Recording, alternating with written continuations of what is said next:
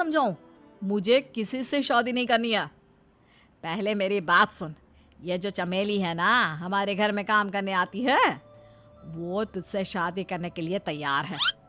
Mummy जी, आप अभिमन्यु की शादी एक नौकरानी के साथ करवाएंगी? वो इसलिए क्योंकि चमेली दिखने में बहुत खूबसूरत है, बच्चा भी सुंदर ही होगा।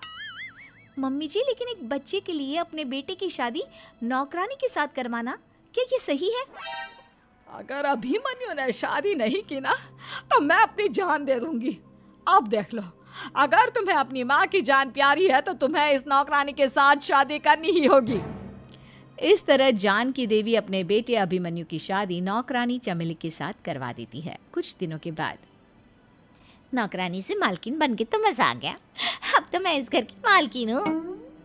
देखो, अपने आप को ज्यादा मालकिन समझने की कोशिश मत करो। एक बार तुम्हारा और अभिमन्यु का बच्चा इस दुनिया में आ जाए, उसके बाद तुम इस घर से हमेशा के लिए चली जाना। अरे जाओ जाओ, किसी और के आगे बातें बनाना। एक बच्चा तो पैदा नहीं कर सकी, बढ़िया आई। जाओ जाकर मेरे लिए कॉफी बना कर लाओ। नौकरानी मैं हूँ या तुम? मम्मी जी, देखिए ना शीतल मुझसे किस तरह से बात कर रही है। शीतल, तुम्हें पता है ना चमेली प्रेग्नेंट है, मेरे बेटे के बच्चे की माँ बनने वाली है। वो जैसा कहती है वैसा करो। लेकिन मम्मी जी, वो मुझे नौकरों की तरह ट्रीट कर रही है। अरे तो करेगी ना, वैसे भी बहू तुम हो किस काम की, एक बच्चा तो पैदा नहीं कर सकती।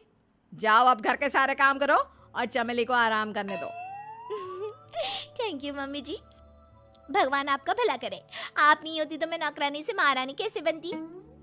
देखो, तुम्हें जो चाहिए सब मिलेगा।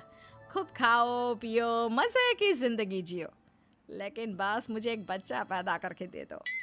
कुछ दिनों के बाद, मम्मी, बच्चे के लिए आपने मेरी शादी चमेली के साथ करवा तो दी, लेकिन दिन और रात का चैन मिट गया है। सारा दिन शीतल और चमेली की बहस चलती रहती है। अब शीतल को इस घर में रखने से क्या होगा? मैं तो कहती हूँ उसे घर से निकाल दो, है भी किस काम की।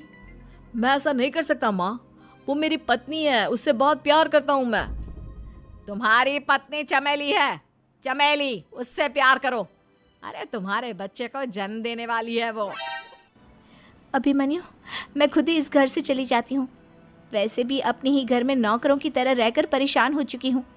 घर की नौकरानी मेरे ऊपर हुक्म चलाती है, वो तुम्हारी पत्नी बन चुकी है।